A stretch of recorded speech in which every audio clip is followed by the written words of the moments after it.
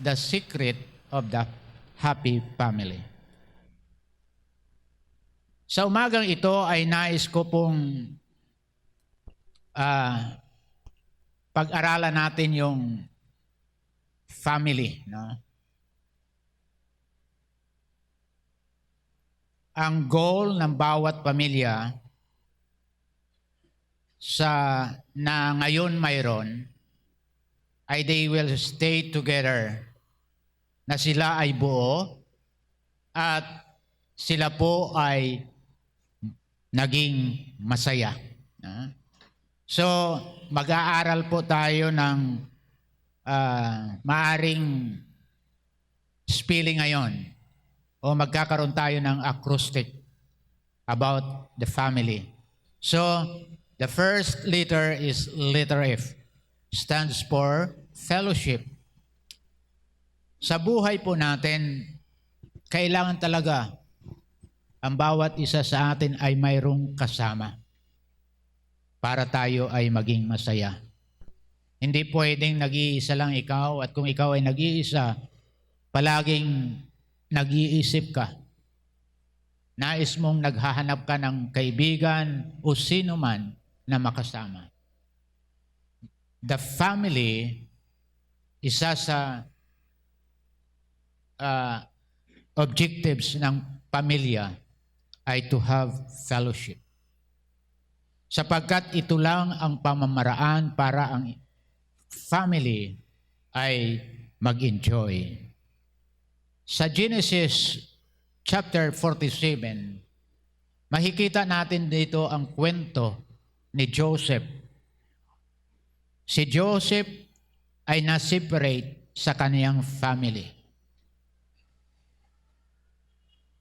Yung kaniyang mga kapatid na inggit sa kanya o nagdi-jealous sa kanya, ipinagbili siya sa isang mangangalakal papuntang Ehipto. At siya doon ay naging slave. Sa kabila na siya ay naging alipin sa Egypt, si Joseph ay pinagpala ng Diyos because of his faithfulness and trust sa kanya ng Diyos. That whenever nandoon saan man siya pumunta, saan man siyang dako maparoon, kasama niya ang Diyos. And because of that, Joseph was blessed by the Lord. At makikita po natin na bagamat siya ay nag-iisa doon, he desired that his family will get together. Na ang kanyang mga magulang at ang kanyang mga kapatid na gumawa ng isang bagay na hindi katanggap-tanggap, muntik-muntika na siya'y patayin. Sapagkat mayroong nagsuggest, patayin na natin ito para wala na tayong problema.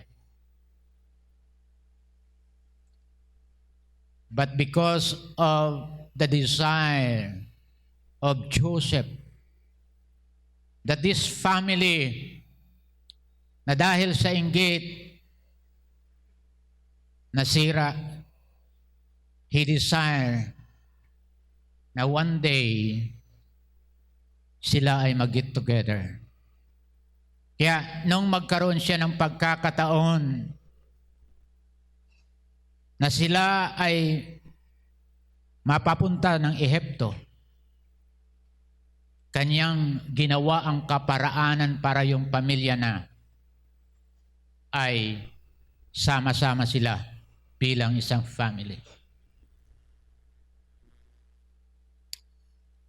So, makikita po natin, nais ng Diyos o nais din ni Joseph na magkaroon ng kanyang fellowship. Kaya nung makita niya ang kanyang mga kapatid, gusto niyang mag-iyak, but pinigilan niya ang kanyang sarili. Nais niyang yakapin sila dahil sa kabuyong.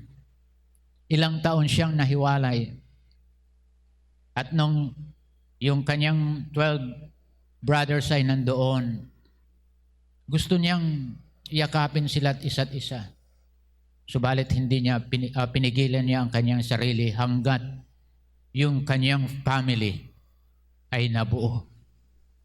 At yun nga, sa ginawa ni Joseph, nabuo yung kanyang family and they were given lahat ng pangangailangan, yung bahay, yung lupa, binigay sa kanila ni Joseph dahil sa utos ng Paraon. At dito naging masaya sila. At dahil sa kanilang ginawa, yung family ni Joseph ay naging pagpapala. So, that's all. Kinakailangan na nandoon yung fellowship ng bawat pamilya. Kaya ngayon, mahirap magkaroon ng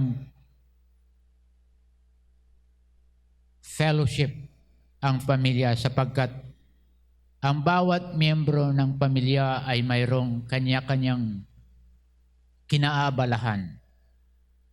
Pag nakahawak ng gadget, kanya-kanya silang laro ng ML, ano pa, sari-saring sa Facebook, sa YouTube. Wala ng fellowship. Nawawala yung integridad ng pakikisama sa isa't isa. Nawa maging katulad tayo ni Joseph na sa kabila ng odds at mga circumstansya, he desired that his family will get together. And then, letter F stands also for fun. No? Ano nga ang fun sa FUN sa Udyunganon? FUN, fun. Kasadya o kasadyahan. Kinakailangan may isang bagay na ingkakasadyahan gawin po natin. Bilang pamilya, naalaala ko noon ng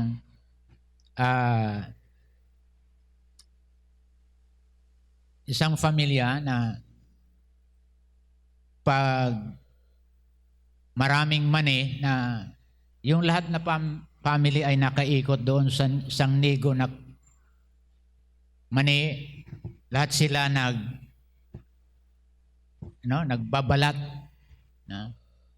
At sa kanilang paggawa ng ganoon, nagkakaroon sila ng fellowship at nagkakaroon sila ng kasadyahan dahil sila po ay nagkakaroon ng tulong-tulong na paggawa. No? Hindi lang si bunso ang gumagawa. Kalimitan kasi kung minsan dahil bunso, siya ang palaging nabubuli. Ikaw na lang dyan. Mayroon kaming ibang gagawin. No? So, dapat sama-sama po. At gayon din, letter F stands also for forgiveness. Letter F. Ito po ay napakahalaga sa family. Forgiveness. Lahat ng family o miyembro ng pamilya ay nagkakamali. Amen po ba? Si tatay, si nanay, si kuya, si ate, si bunso, nagkakamali. At dahil nagkakamali, kailangan nila ang pagpatawad. Let us forgive one another. Huwag tayong magtanim ng galit sapagkat pag nagtanim tayo ng galit, madadagdagan yon. And there will be a time na ito'y puputok katulad ng bomba. At dahil dito, magkakaroon ng malaking problema. But when you forgive someone, sa miyembro ng family, magiging masaya ang family mo. Pangalawang letter, ang sunod ay ano? Letter A stands for acceptance. Pagtanggap sa bawat miyembro ng pamilya. Ang bawat miyembro ng pamilya o sa loob ng pamilya, may iba't ibang katangian, may iba't ibang itsura, may iba't ibang kakulangan, mayroong lahat hindi magkapareha. Tingnan niyo yung katabi sa kanilang kilay.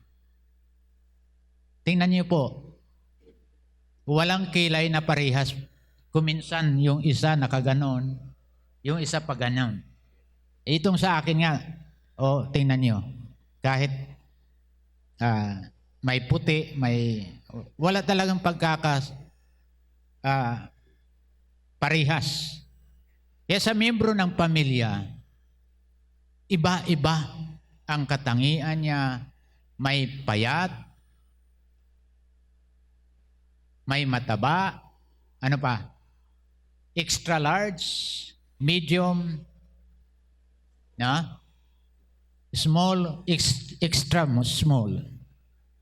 May pandak, may mataas. At dahil dito, dapat ating tanggapin kahit ano ang kanyang katangian. Kung minsan ang nangyayari, pag si payat ang kasama, palaging nasa hulihan. Ikaw ang palaging nauna. Bakit? Nahihiya ka. Sometimes yung kapatid mo na butas-butas yung kanyang tsinelas, nakaranas na ba kayo na yung tsinelas niyo ay butas? At ikaw ay nakabihis. Iniiwan mo, ayaw mong makisama sapagkat nahihiya. Ayaw mong maipakilala na kapatid mo yon. Subalit, bilang family, anuman ang kanyang katangian, anuman ang kanyang nakikita nating hindi maganda sa kanya, let us accept him or her as a family o member of the family. Pag ang taong yan o ang anak na yan o sino pa man ay ipinanganak sa tahanang yon, it is his birthright na siya ay tanggapin. Anuman ang kanyang, kung mayroon siyang man kapansanan, huwag nating ikaila. Huwag nating palaging iiwan sa bahay. At pag mayroon tayong bisita, nandoon nakakulong sa kwarto at yung anak, kawawa naman, nag-iisa. Kaya sometimes maraming nagpapakamatay na mga anak. Why? Because they are not accepted as a member of his family. They are not recognized by his family dahil sa kanyang kapasinsanan. But first of all, tayo po ay pinapaalahanan ng Panginoon na accept everyone, anuman ang kanyang kondisyon o anuman ang kanyang kalagayan sa buhay. Accept someone with no condition. Sa buhay po natin ay napakahalaga po na tayo po ay ating tanggapin siya anuman ang kanyang. Katulad po ng sinabi sa 2 Corinthians chapter 5 verse 18, verse 19. Datapwat ang lahat ng bagay ay pawang sa Diyos, na ipinagkasundo tayo sa Kanya rin sa pamagitan ni Kristo Jesus, na ibinigay namin ang ministeryo sa pagkakasundo sa makatuwid bagay, na ang Diyos kay Kristo ay ipinagkasundo ang sanglibutan. Sa Kanya rin ay hindi ibinilang sa kanila ang kanilang mga kasalanan at ipinagkatiwala sa amin ang salita ng pagkakasundo. So makikita po natin, katulad ng ginawa ni Kristo Jesus sa bawat isa sa atin. Tayo po ay mayroong sari-saring nagawang pagkakamali.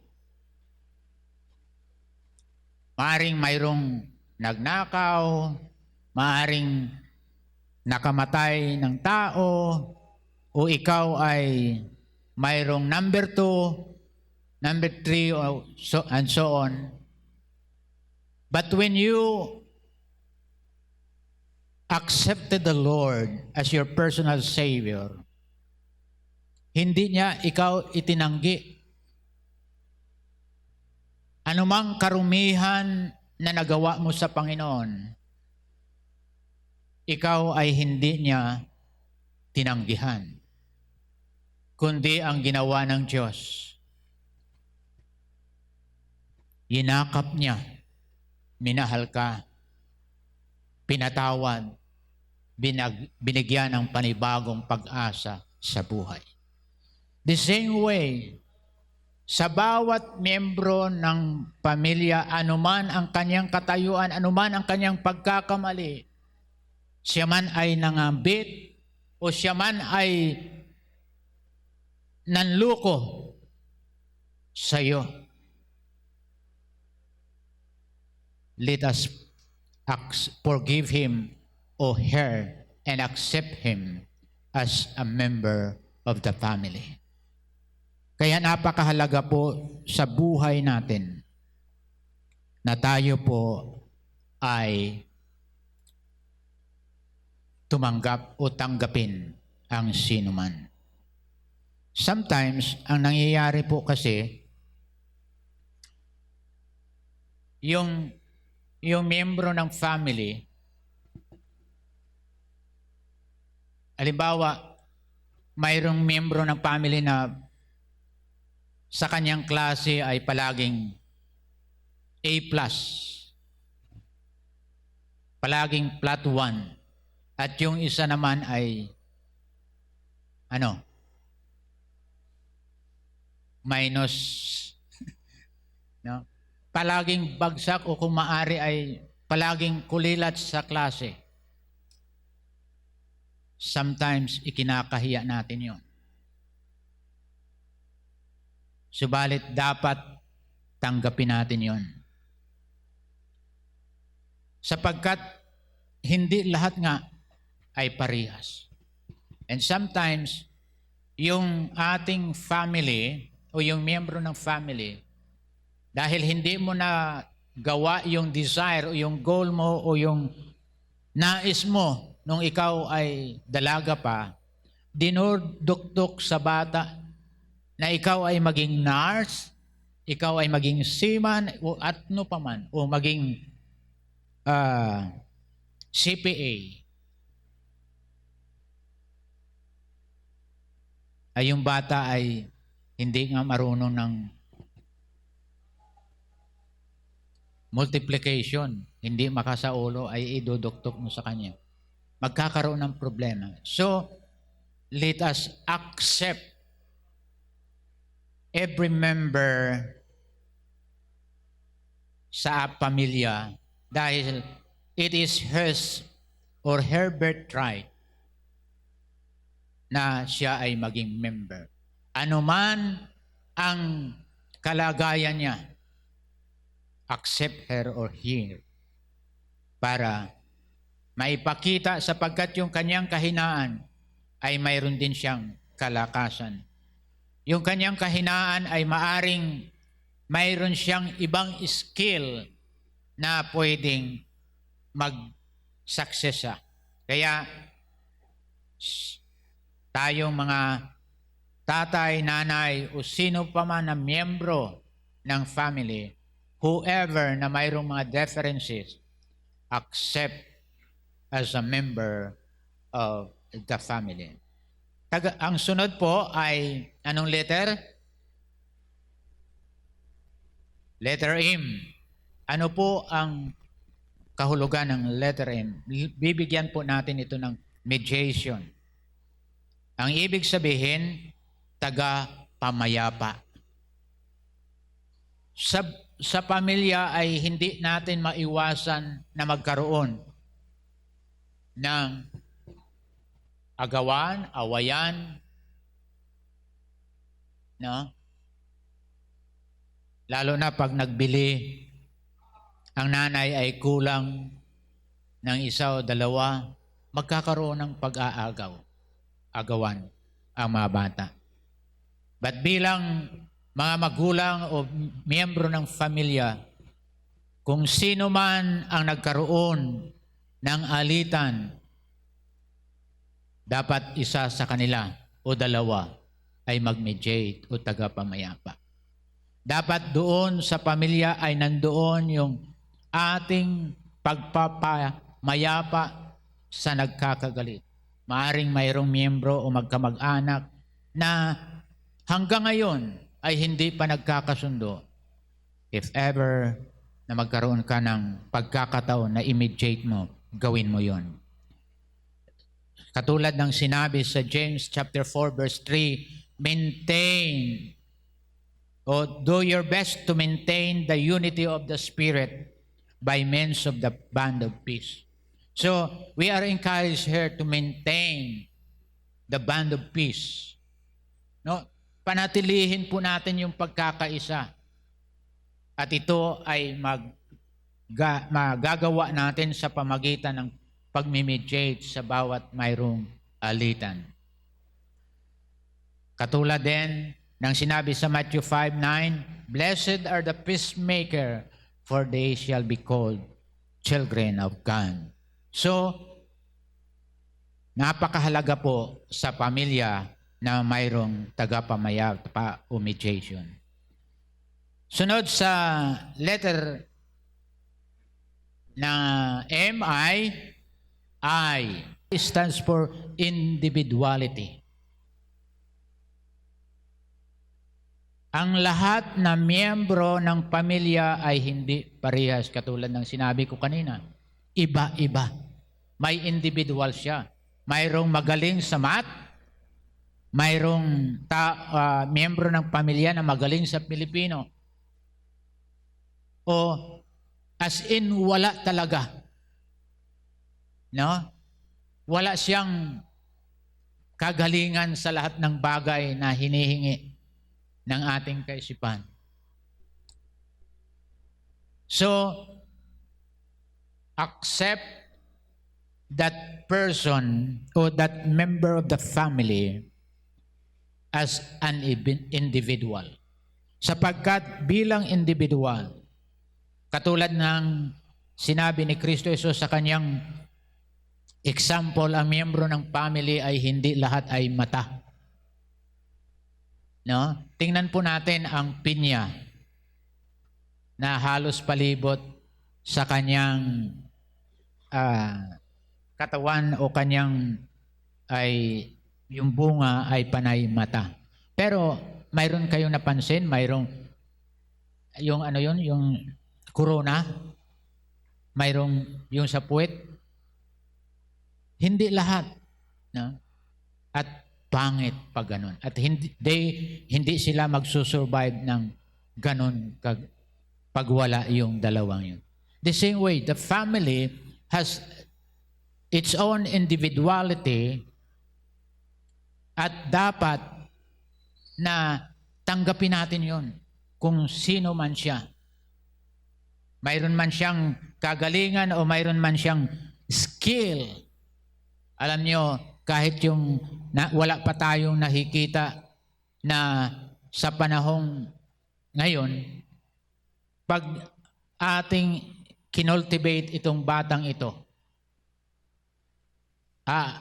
arise sa kanyang buhay na mayroon siyang something na pwede niyang ipagmalaki sa kanyang family. So, individuality ay napakahalaga. No? Sa Japan ay napakaraming mga kabataan ang nagpapakamatay sapagkat they could not cope up sa hinihingi ng kanilang parents. Sila ay ang kanilang pananaw ay hindi maabot ng mga kabataang ito. Ang tendency nila, na-stress sila at nawawala ng pag-asa sa buhay. Nasabi nila, hindi namin mapapasaya ang aking magulang dahil wala ako yung standard na hinihingi ng kanilang magulang. But praise God, tayo po ay inuutusan ng Diyos sa umagang ito at ini-encourage tayo po na ating tanggapin sino man siya sa buhay po natin. So, bilang mananampalataya at anak ng Diyos, let us always see to it and accept that individual. No? Magkaroon po tayo ng puso sa sino man. Wala man siyang skill, wala naman siyang masasabi nating gifts, but accept him. Sapagkat if you accept that person at makita niya na siya ay accepted at siya ay miyembro ng family, he will discover yung gifts na mayroon siya. And there will be a time na mag-i-excel siya if he discover who he is, anuman ang kanyang gift na mayroon siya. Ang susunod po ay, anong letter? Letter L. Ito po ay napakahalaga at alam natin ang bagay na ito. Ano po yun? Love. Higit sa lahat po, huwag mawala ang pag-ibig sa family. Because love covers all sins. Yung lahat na kamalian, lahat na pagkukulang, basta lahat na. Ito ay matatakpan ng pag-ibig. Kaya anuman ang katangian, anuman ang kahinaan ng taong yan, if there is love, if you love that person, you will accept him who he is. Because you love her or him.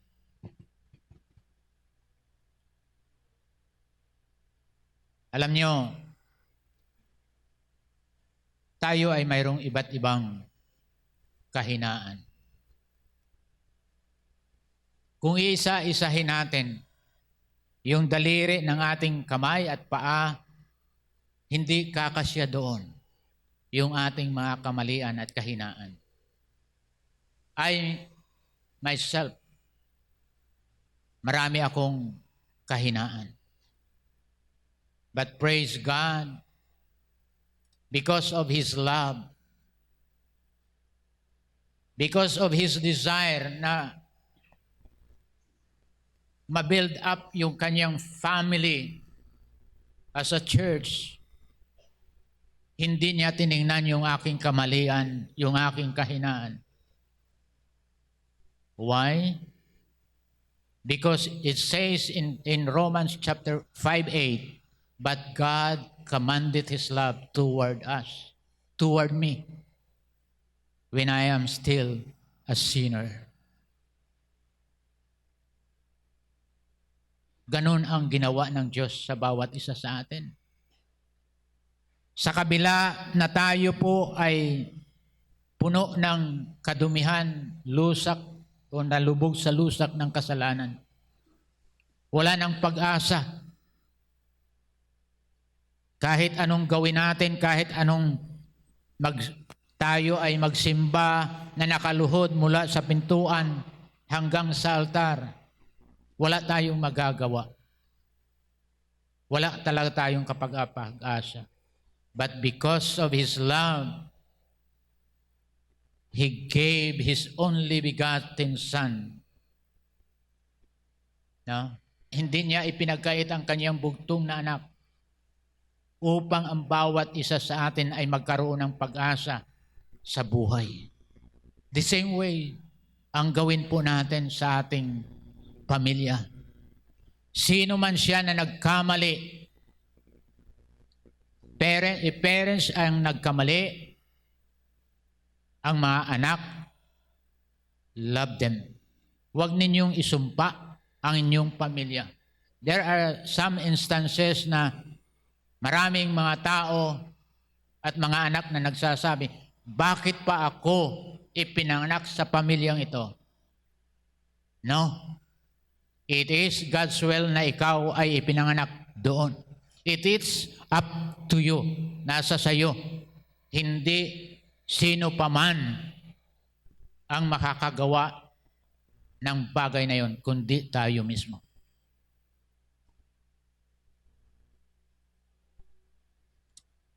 Mahalin po natin ang ating mga magulang. Pag ang ating anak naman ang nagkamali, huwag natin po silang pagtabuyan. Marami ngayon ang kabataan sa ating kapanahunan, sa mga millennials, 16 years old, 14 years old, buntis na.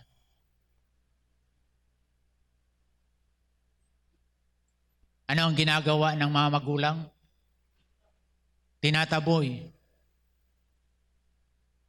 Sapagkat sila nakakahiya daw, nagiging dungis daw ng pamilya.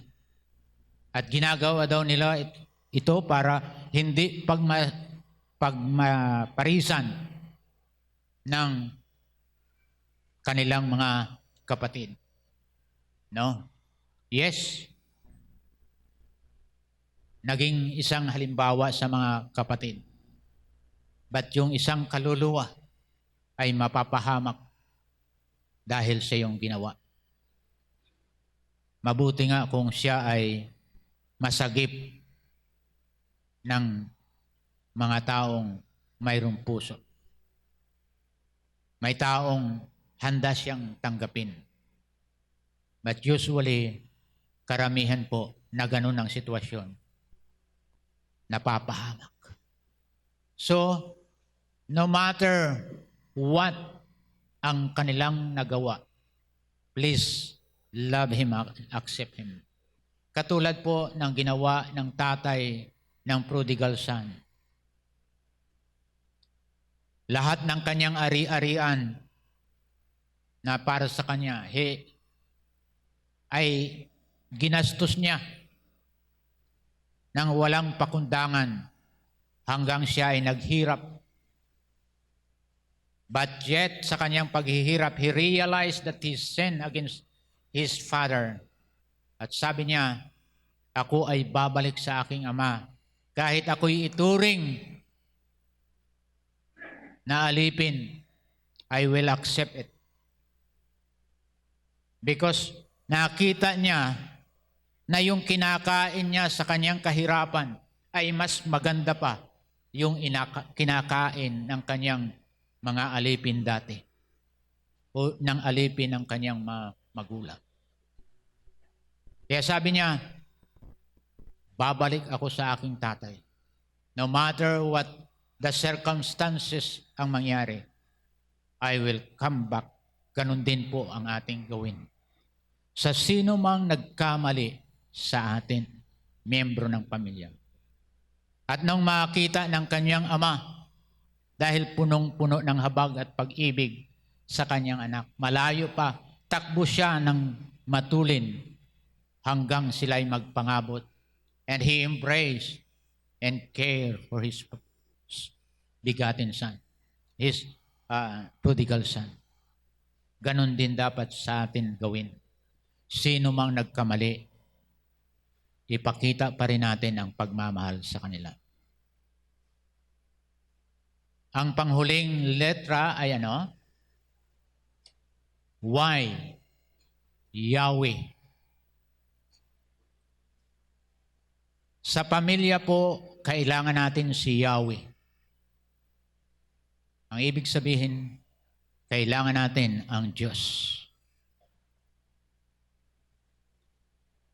Marami akong narinig na mga testimony about the family at the brink of collapse. Masisira na. But when the Father accepted God, nung makilala niya ang kanyang Panginoong Hesukristo o ang Yahweh o ang Diyos sa buhay niya, nag-umpisa na maging maayos ang kanyang family. Nagkaroon ng masaya at ikararangal na family. Why? Because God is the center of that family. Ginawa niya na ang Diyos ang siyang sentro ng kanyang family. Marami pong mga patutuo na ganyan ang nangyari. Maaring naranasan ninyo sa buhay ninyo na inyong pamilya dati-rati magulo. But praise God, when God became the center and a member of the family, nagkaroon ng joy, nagkaroon ng love, nagkaroon ng pagtatanggap sa isa't isa, at kinikilala yung individuality ng isa't isa na miyembro ng family. So, the secret of the family o happy family is fellowship, acceptance, mediation, individuality, love, and si Yahweh. May the Lord bless us all.